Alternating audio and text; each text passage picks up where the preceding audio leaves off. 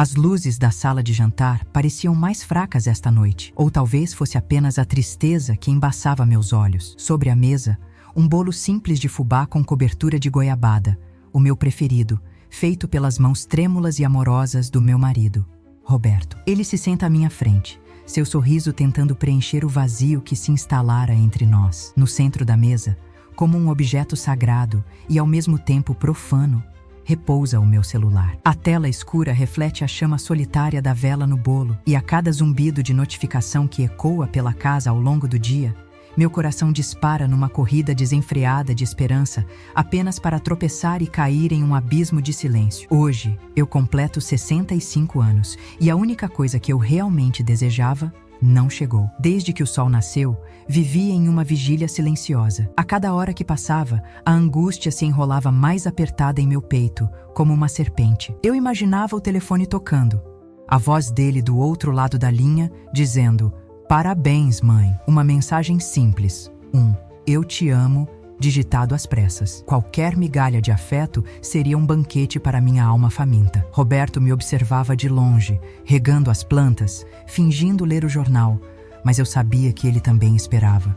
Nós dois esperávamos. A casa, antes, um ninho de risadas e sonhos, hoje era um mausoléu de expectativas, onde o tempo era marcado não pelo relógio, mas pela ausência de um telefonema que parecia jamais chegar. Agora, à noite, a esperança se tornou uma brasa quase extinta. Roberto acendeu a única vela no bolo e cantou "Parabéns a você", em uma voz baixa, quase um sussurro, como se temesse que um som mais alto pudesse quebrar a frágil redoma da minha compostura. Eu assoprei a chama, mas meu desejo já havia se perdido em algum lugar ao longo do dia. O silêncio que se seguiu foi mais devastador do que qualquer palavra cruel. Era um silêncio que gritava abandono, que ecoava a verdade que eu me recusava a aceitar. Para o meu único filho, Lucas, esta data não significava nada. A humilhação não veio de olhares alheios, mas do vazio de um lar que um dia foi preenchido por ele. Eu me pego repassando cada momento do dia,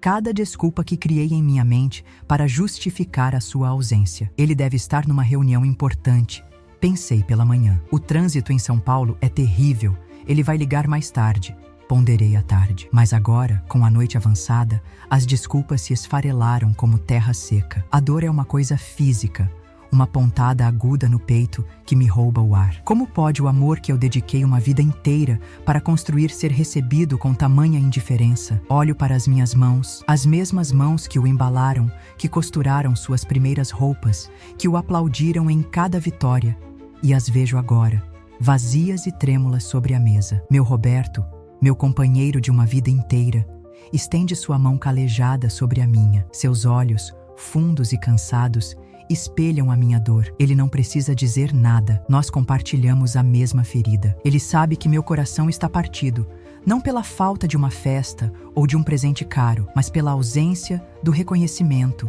do carinho, do simples gesto de amor que uma mãe espera de um filho. O bolo intacto, a cadeira vazia que um dia foi dele, o celular que permanece mudo. Tudo isso compõe a cena de uma desolação íntima, a prova silenciosa e cruel de que nos tornamos descartáveis para aquele a quem dedicamos nossa existência. Este desprezo silencioso é a faísca que acende a chama de uma verdade dolorosa, um gatilho que me conecta diretamente ao sentimento de ser uma ferramenta usada e depois guardada. A ingratidão não precisa de gritos para ferir. Ela se manifesta no esquecimento, na conveniência de apagar do presente aqueles que construíram o seu passado. Esta noite, à mesa do meu aniversário de 65 anos, eu não celebro a vida, mas choro a morte lenta do lugar que eu acreditava ocupar no coração do meu filho. A festa acabou antes mesmo de começar, e os únicos convidados eram eu, meu marido e uma dor avassaladora. Meu nome é Marta,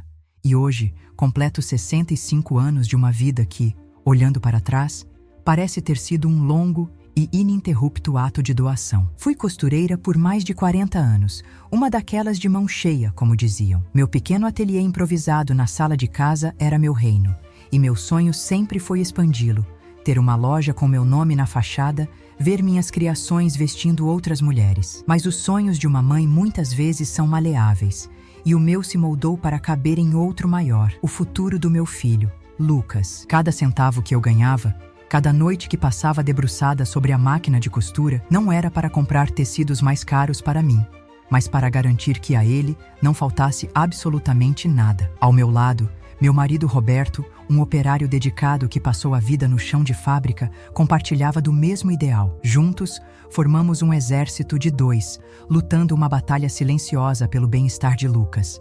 Abrimos mão de viagens, de confortos, de pequenas vaidades. Lembro-me vividamente das madrugadas em que o som da minha máquina era a única melodia da casa, enquanto eu terminava encomendas para poder pagar o curso de inglês dele ou o melhor material de desenho para a faculdade de arquitetura. Nossa recompensa não estava em nossa conta bancária, mas nos diplomas que ele trazia para casa, cada um deles uma medalha de honra que pendurávamos na parede e no coração. Dizem que sou a personificação da bondade e do sacrifício, mas nunca me vi dessa forma. Para mim, aquilo era apenas a expressão mais pura do amor. Eu acreditava, com toda a minha alma, que o sucesso do meu filho seria a minha maior realização, a obra-prima da minha vida. Cada ponto que eu dava em um tecido era um tijolo que eu assentava na construção do seu futuro. Fui perseverante, incansável, e o amei com uma força que eu acreditava ser inabalável. Um amor incondicional que não pedia nada em troca, exceto, talvez, a sua felicidade. E eu genuinamente pensei que ele estava feliz e que isso bastaria para mim. Hoje, porém, a minha maior dor é a da invisibilidade. Sinto-me como a minha velha máquina de costura, que um dia foi o motor desta casa e hoje está guardada num canto, coberta por um lençol de poeira e esquecimento. Ela cumpriu sua função, construiu o que precisava ser construído e agora não tem mais utilidade. É exatamente assim que me sinto. Uma ferramenta que foi essencial para um projeto e, uma vez concluído, foi descartada. Essa sensação de não ter mais valor, de ser apenas uma relíquia de um passado que o presente faz questão de ignorar, é um vazio que consome meus dias e assombra minhas noites. Minha maior fraqueza, minha maior vulnerabilidade é a esperança. Uma esperança teimosa, quase tola, que se recusa a morrer. Eu insisto em acreditar que, por baixo da fachada fria do homem de negócios bem-sucedido que ele se tornou, ainda vive o menino que eu criei, o menino que segurava minha mão com força para atravessar a rua, que me trazia flores do jardim da vizinha, que dizia que eu era a melhor mãe do mundo. Eu me agarro a essas memórias como um náufrago se agarra a um pedaço de madeira no meio do oceano, esperando que elas me mantenham à tona, esperando que aquela versão dele ainda exista, em algum lugar. É um contraste cruel o que vive dentro de mim. Fecho os olhos e vejo a jovem Marta, o peito estufado de orgulho em cada formatura, em cada prêmio que ele ganhava na escola. As fotografias amareladas que enfeitam a estante da sala são um santuário para essa mãe orgulhosa. Mas, quando abro os olhos, a realidade me esbofeteia. Sou a Marta de hoje, a senhora de 65 anos que encara a tela escura de um celular com um nó na garganta, o coração pesado, com uma pergunta que não cala. Onde foi que eu errei? A distância entre essas duas versões de mim é a medida exata da minha dor. As lembranças têm cheiros e sons. Lembro-me do cheiro do tecido novo, da linha, do óleo da máquina. Lembro-me do som ritmado da agulha perfurando o pano, uma canção de ninar para os sonhos do meu filho. Eu costurava e imaginava seu futuro brilhante, suas conquistas, a família que ele formaria. Hoje, o único som que preenche a casa é o tic-tac do relógio na parede, um metrônomo impiedoso que marca cada segundo da minha espera, cada instante do silêncio dele. Aquele som que antes embalava o trabalho, hoje apenas sublinha a solidão e o abandono. Essa pergunta, onde foi que eu errei, ecoa na minha mente como um mantra doloroso. Será que o meu erro foi dar tudo sem pedir nada? Será que, na ânsia de construir um caminho sem obstáculos para ele, eu o impedi de aprender o valor da reciprocidade, da gratidão? Eu o protegi tanto das dificuldades da vida que talvez ele nunca tenha perceendido os sacrifícios que estavam sendo feitos por trás das cortinas. Essa dúvida me corrói, porque coloca em xeque a própria essência do meu amor, transformando meu maior ato de devoção em uma possível falha. Esta é a minha história, ou pelo menos o doloroso começo dela. É um desabafo que talvez encontre eco no coração de outras pessoas que já se sentiram assim, invisíveis aos olhos daqueles a quem mais amaram. Se este meu relato, de alguma forma, tocou a sua alma, Peço com humildade que você se inscreva aqui no nosso cantinho e deixe um comentário. Saber que não estou completamente sozinha nesta jornada, que outras pessoas entendem essa dor, talvez me dê a força que preciso para continuar. O filho pelo qual eu espero, a razão da minha angústia, chama-se Lucas. Ele tem cerca de 35 anos e se tornou o arquiteto bem-sucedido que Roberto e eu sonhamos que ele seria. Ele projeta casas e edifícios de luxo, espaços onde pessoas como nós jamais pisariam, a não ser para limpar. Tenho orgulho do que ele conquistou. Um orgulho que aperta meu peito, mas é uma faca de 2 gumes. Pois foi essa mesma ascensão que o levou para longe, para um universo onde nossa simplicidade parece não ter mais lugar. Ele é o protagonista das minhas memórias mais felizes e, ao mesmo tempo, o antagonista silencioso da minha realidade atual, o arquiteto da minha solidão. E ao lado dele, ou talvez um passo à frente, guiando-o para longe de nós, está Amanda, sua esposa. Eu a vejo como a personificação do mundo que ele tanto almejou. Ela é elegante, ambiciosa e vem de uma realidade onde o sucesso é medido em bens materiais e status social. Desde o início, senti em seu olhar que ela nos via como peças de um passado a ser superado. Simples demais, incompatíveis com o novo círculo de amigos e clientes que eles cultivavam. Sua influência sobre Lucas não é ostensiva. Não há discussões abertas ou proibições. É algo mais sutil, um veneno administrado em doses homeopáticas, um comentário sobre nossa casa, um suspiro de impaciência ao telefone, um convite que nunca se concretiza. A ingratidão do meu filho, eu sinto no fundo da alma, não nasce do ódio. Talvez fosse mais fácil de suportar se fosse. Ela brota de algo muito mais frio e calculista: a conveniência. Lucas se tornou um homem orgulhoso, focado em sua carreira e na imagem que projeta para o mundo. Em algum ponto dessa escalada, ele começou a sentir vergonha de suas origens humildes, vergonha do pai operário e da mãe costureira. Nós nos tornamos o lembrete vivo de um passado que não se encaixa na narrativa de sucesso que ele construiu para si mesmo. Ele não nos odeia.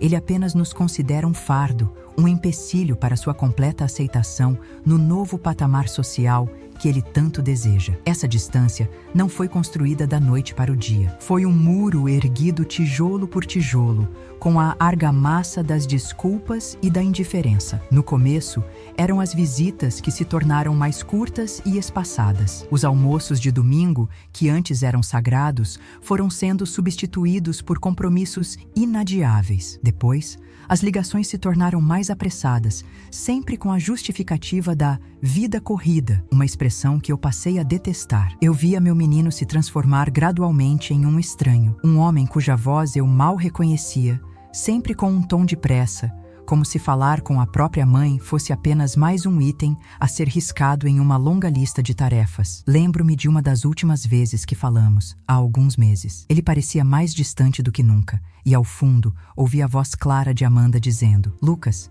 seja rápido, nós temos que sair." Aquelas palavras, ditas sem a menor cerimônia, me atingiram como pedras. Eu não era mais sua mãe com quem ele compartilhava a vida, mas um obstáculo, um atraso nos seus planos. Em outra ocasião, ele nos disse que estava sem tempo e sem dinheiro para nos visitar. Mas uma semana depois, vi por acaso em uma rede social uma foto dele com Amanda em uma viagem de luxo pela Europa. A mentira deslavada doeu mais do que a ausência. Hoje eu vejo com uma clareza dolorosa qual é o objetivo oculto por trás de todo esse afastamento. Para consolidar sua imagem de sucesso, Lucas acredita que precisa apagar as marcas de seu passado. E nós, seus pais, somos as marcas mais visíveis. Somos a prova de que ele não nasceu em berço de ouro, de que seu caminho foi pavimentado com o suor e o sacrifício de pessoas simples. Em sua visão distorcida, para ser plenamente validado por aquele novo mundo de aparências, ele precisa cortar os laços com o antigo. Ele não está apenas se distanciando de nós.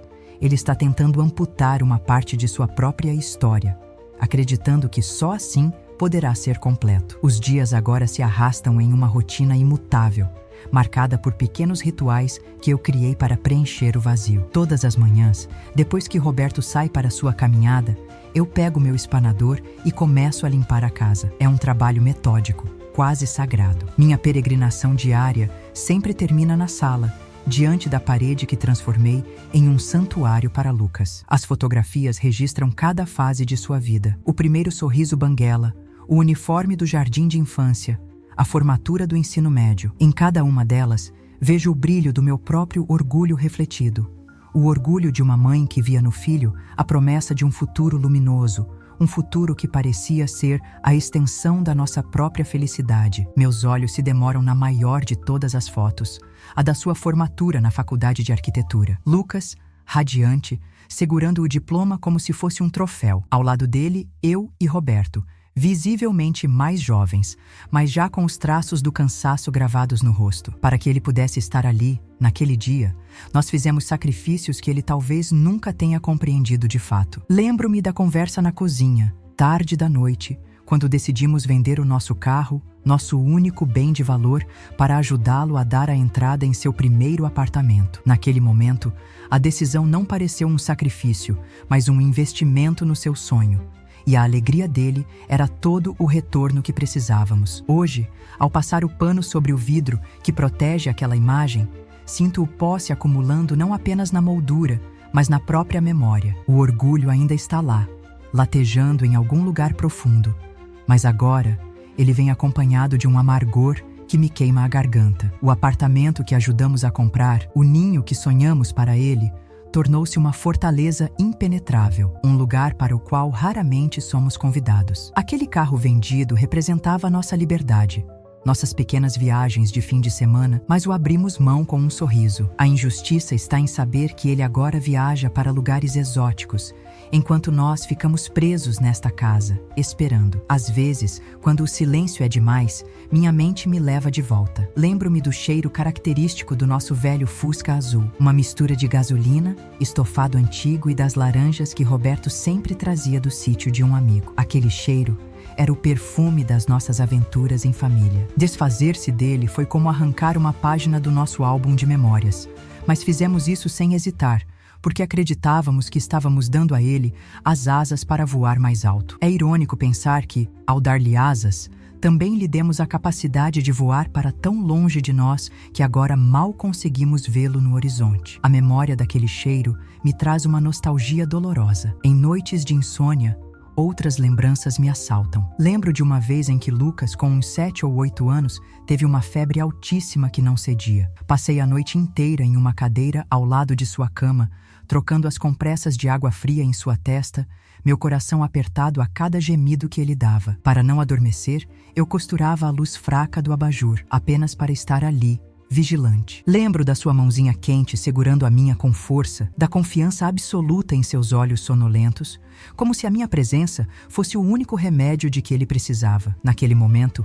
eu era seu porto seguro, seu mundo inteiro. Hoje, percebo a cruel inversão dos papéis. Eu trocaria 1000 daquelas noites de vigília e preocupação por um único telefonema sincero dele. O cansaço físico daquela época não era nada comparado ao esgotamento emocional que sinto agora. A injustiça reside exatamente aí. O cuidado que eu lhe dei de forma tão integral e devotada parece não ter gerado qualquer semente de reciprocidade. É como se todo aquele amor tivesse sido derramado em um recipiente sem fundo. A mãe que passou noites em claro por causa de uma febre é a mesma que hoje passa noites em claro por causa do frio do abandono. O conflito se tornou mais palpável nos últimos encontros, que foram poucos e espaçados. O último Natal que passamos juntos, há quase 2 anos, foi um exercício de tolerância.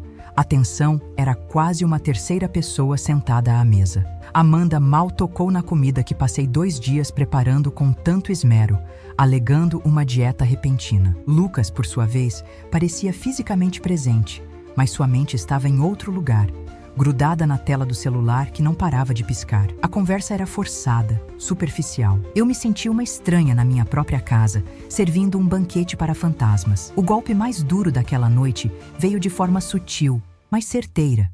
Em um momento, Amanda percorreu a sala com os olhos e comentou, com um riso contido, sobre como nossa decoração era nostálgica, uma palavra elegante para dizer antiga ou ultrapassada. Seu olhar se fixou por um instante na minha parede de fotografias. Naquele momento, eu olhei para Lucas, esperando uma defesa, um comentário amável, qualquer coisa. Em vez disso, vi em seus olhos um brilho de constrangimento. Ele não estava irritado com ela. Estava envergonhado de nós, envergonhado da nossa casa, das nossas memórias, do amor que eu exibia com tanto orgulho. Foi naquele instante, com o cheiro do peru assando e as luzes de Natal piscando, que uma parte de mim começou a morrer. Entendi que o problema não era apenas a vida corrida ou a distância física.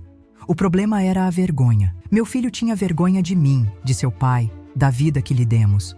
Aquela parede, meu altar de amor e orgulho, para ele era um mural de um passado que ele queria esconder. A percepção foi tão violenta e silenciosa quanto uma facada. Eu continuei sorrindo, servindo a sobremesa, mas por dentro, algo havia se quebrado irremediavelmente. Até hoje, mantenho o quarto de adolescente dele intacto. É uma tolice, eu sei. Roberto diz que deveríamos transformar o espaço em um pequeno ateliê para mim, para que eu voltasse a costurar por prazer. Mas eu não consigo. Entro ali quase todos os dias. Os pôsteres de bandas antigas, a escrivaninha com marcas de caneta, a estante com os livros que ele lia. Eu toco nos objetos como se eles pudessem, de alguma forma, me reconectar ao menino que viveu ali. É uma tentativa desesperada de sentir sua presença, de me lembrar de quem ele era antes de se tornar o estranho que é hoje. Outro dia, abri o guarda-roupa e peguei uma de suas camisetas antigas, uma que ele usava para dormir. Levei-a ao rosto, fechando os olhos, na esperança de encontrar um vestígio do seu cheiro, da sua essência. Mas tudo o que senti foi o cheiro de naftalina e de tempo guardado. Não havia mais nada dele ali, apenas o tecido velho e a ausência. Aquele gesto, tão íntimo e desesperado, só serviu para me mostrar o quão longe ele realmente estava. O quarto não era mais um santuário, era um museu de uma vida que não existia mais. E eu era sua única e melancólica visitante. A descoberta da viagem para a Europa foi outro marco nesta jornada de dor. Não foi algo que eu procurei. Não tenho o hábito de vasculhar a vida dos outros. Minha sobrinha, com toda a inocência do mundo, me mostrou uma foto em seu celular. Olha, tia, que chique o Lucas e a Amanda em Paris. Lá estava ele, sorrindo, com a Torre Eiffel ao fundo, na mesma semana em que havia dito a Roberto que estava sem tempo e sem dinheiro para pegar o carro e dirigir por 2 horas para nos ver. Aquele sorriso na foto, tão feliz e despreocupado, foi um soco no meu estômago. A mentira era tão casual, tão cruel. Confrontei Roberto com isso, não com raiva, mas com uma tristeza infinita. Mostrei a foto a ele e vi algo raro em seus olhos, uma fúria silenciosa. Ele, que sempre foi um homem de poucas palavras, apenas balançou a cabeça e disse com a voz embargada: "Ele não nos merece, Marta. Nosso filho não nos merece mais." Meu primeiro instinto, como sempre, foi defendê-lo. "Ele deve ter tido uma oportunidade de trabalho, meu bem", eu disse, mas as palavras soaram falsas até para mim. Pela primeira vez, as desculpas que eu criava para ele não conseguiam mais convencer nem o meu próprio coração. Comecei a questionar a própria natureza do amor e do sacrifício. Passei a vida acreditando que amar era dar sem medida, era se esvaziar pelo outro. Mas agora me pergunto se não há um limite, se não existe um ponto em que a doação se transforma em autodestruição, em que você se entrega tanto que, ao final, não sobra nada de si mesma. Eu dei a ele minhas economias, meu tempo, meus sonhos, minha saúde. E, em troca, recebi o silêncio e a indiferença. Talvez o meu maior erro não tenha sido amar, mas ter esquecido de me amar no processo. O conflito, que antes era apenas com o meu filho e sua esposa, agora se instalou dentro de mim. É uma batalha diária, travada no silêncio da minha casa. De um lado está a mãe, a Marta que amou e sempre amará incondicionalmente, que perdoaria tudo com um simples pedido de desculpas. Do outro, começa a despertar uma outra Marta, uma mulher que se olha no espelho e vê as marcas da negligência, que começa a entender o peso da injustiça e a questionar seu próprio valor. É uma guerra silenciosa entre o amor que cega e a dor que, aos poucos, começa a me abrir os olhos. Numa tarde cinzenta e chuvosa, com a casa mergulhada numa quietude opressora, tomei uma decisão. Fui novamente até o quarto de Lucas, mas desta vez não era apenas para sentir saudades. Havia uma nova inquietação em mim, uma necessidade de entender, de encontrar uma peça perdida nesse quebra-cabeça que se tornou a minha vida. Decidi fazer uma arrumação profunda, não para limpar a poeira dos móveis, mas para tentar limpar a poeira da minha própria alma. Eu precisava me sentir mais perto dele, do menino que ele foi, para talvez compreender o homem em que se transformou. E eu sentia, com uma certeza que me arrepiava, que estava prestes a encontrar algo importante. Comecei pelo guarda-roupa, tirando as roupas antigas e dobrando-as novamente. Passei as mãos por seus cadernos da faculdade, folheando os primeiros esboços e projetos. Foi então que, no fundo do maleiro, atrás de uma pilha de cobertores, meus dedos tocaram uma caixa de sapatos empoeirada. Não era uma caixa qualquer. Eu a reconheci. Era onde ele guardava seus tesouros de adolescente. Meu coração começou a bater mais forte, uma mistura de curiosidade e receio. Eu sabia que estava prestes a cruzar uma fronteira, a invadir um espaço que não era meu, mas a necessidade de respostas era maior do que qualquer hesitação. O que haveria dentro daquela caixa? Com as mãos trêmulas, eu a trouxe para a cama e levantei a tampa. Lá dentro, misturados a ingressos de shows e fotos com amigos, encontrei um diário de capa preta. Hesitei por um longo momento. Abrir aquele diário seria uma violação, um ato de desespero, mas o silêncio de Lucas me dava o direito de procurar por ele em qualquer lugar, até mesmo nas páginas secretas de seu passado. Com um suspiro, eu o abri. A caligrafia era a dele, mas as palavras pareciam pertencer a outra pessoa. Eram os pensamentos de um jovem cheio de ideais. Um garoto que eu mal reconhecia, mas que me lembrava tanto o meu menino. Eu li passagens que me fizeram chorar. Ele não sonhava em construir prédios para os ricos. Ele escrevia sobre usar seu talento para criar moradias populares, casas dignas para pessoas como nós. Ele descrevia, com um orgulho comovente, o som da minha máquina de costura como a trilha sonora da sua inspiração, e o cheiro de graxa nas mãos do pai como o perfume do trabalho honesto. Ele não tinha vergonha. Ele tinha admiração. Ele sonhava em nos dar uma vida melhor como forma de retribuir tudo o que fazíamos por ele. Aquele diário continha o testamento de um amor que, em algum lugar do caminho, se perdeu completamente. Fechei o diário com o coração em pedaços. A pergunta que surgiu na minha mente foi a mais dolorosa de todas. Um punhal que eu mesma cravava em meu peito. Foi este o sonho que eu ajudei a construir? Ou o que eu ajudei a destruir? Será que na nossa ânsia de lhe dar o melhor, nós o empurramos para um caminho de ambição que sufocou seus verdadeiros ideais? Será que o nosso sacrifício, em vez de libertá-lo para ser quem ele era, o aprisionou na obrigação de se tornar alguém que ele pensava que nós queríamos que ele fosse? A dúvida era uma tortura, um veneno que se espalhava lentamente pelas minhas veias. Naquela mesma semana, o suspense que já me consumia ganhou um novo e cruel capítulo. Eram 2 da manhã quando o telefone tocou, seu som estridente rasgando o silêncio da madrugada. Eu e Roberto pulamos da cama, o coração na boca. Um telefonema a essa hora só podia significar uma coisa, uma emergência. E meu primeiro e único pensamento foi: Lucas. Corri para a sala, tropeçando nos móveis, a respiração suspensa, o pânico tomando conta de mim. Eu já imaginava o pior. Uma voz de hospital do outro lado, um acidente, algo terrível. Eu só queria que ele estivesse bem, nada mais importava. Atendi com a voz embargada, um alô que mal saiu. Do outro lado, silêncio por um instante, e depois uma voz arrastada de um homem bêbado, perguntando por uma mulher que eu nunca ouvi falar. Número errado, ele resmungou antes de desligar. O alívio por não ser uma tragédia foi imediatamente engolido por uma onda avassaladora de decepção. A adrenalina se dissipou e deu lugar a um vazio ainda mais profundo. A esperança, que havia explodido em meu peito com tanta violência, agora implodia, deixando apenas estilhaços. Aquele alarme falso tornou o silêncio de Lucas ainda mais ensurdecedor, mais cruel, mais intencional. A cada dia que passa, sinto que estou no meu limite, que algo dentro de mim está prestes a se romper. O que vocês acham que vai acontecer? Qual será o estopim que finalmente fará tudo desmoronar ou, quem sabe, se reconstruir? Eu me pergunto isso a cada minuto de cada dia. Se você tem um palpite, uma intuição ou talvez um conselho, por favor, deixe seu comentário aqui embaixo e se inscreva para não perder o desfecho desta história. A opinião de vocês, de quem vê de fora, talvez seja o farol de que preciso para navegar na minha própria escuridão. Depois daquela noite, sentada no escuro da sala, incapaz de voltar a dormir, olhei para Roberto e fiz a pergunta que me assombrava.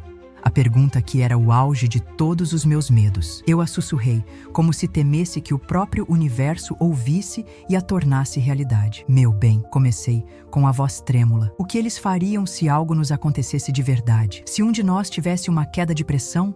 Um mal súbito aqui, sozinhos? Ele viria nos socorrer? Ou ele só descobriria dias depois, por acaso, em uma notícia de jornal? A pergunta ficou pairando entre nós, no escuro, sem resposta, como uma premonição terrível do que o destino ainda nos reservava. A premonição que me assombrou naquela noite no escuro não demorou a se manifestar, como se minhas próprias palavras tivessem invocado o destino. Foi numa tarde de terça-feira.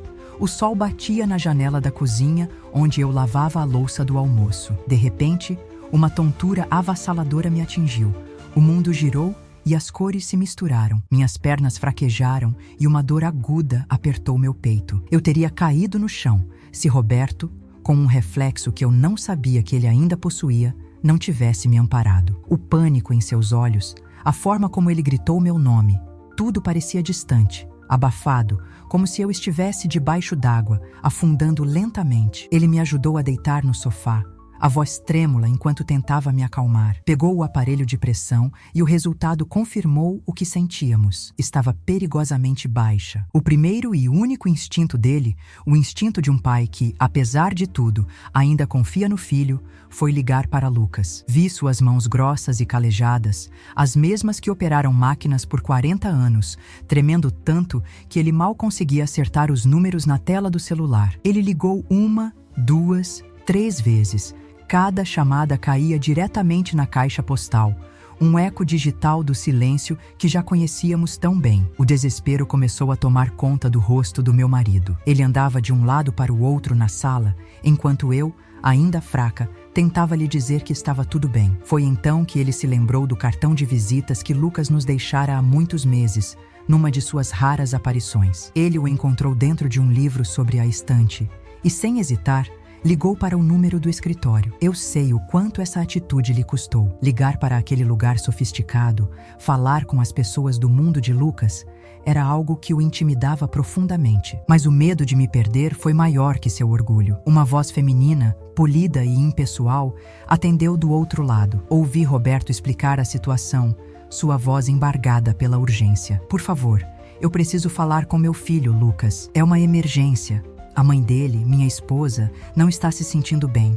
É muito importante. Ele repetiu a palavra urgência e importante várias vezes, como se a repetição pudesse perfurar a barreira de profissionalismo do outro lado da linha e transmitir o pânico real que sentíamos naquele momento. Eu, do sofá, apenas observava, meu coração batendo fraco, não pela pressão baixa, mas pela humilhação daquele apelo. A secretária o colocou em espera. Foram os segundos mais longos da minha vida. O tic-tac do relógio parecia gritar. Finalmente, ela retornou. Sua voz não continha um pingo de empatia.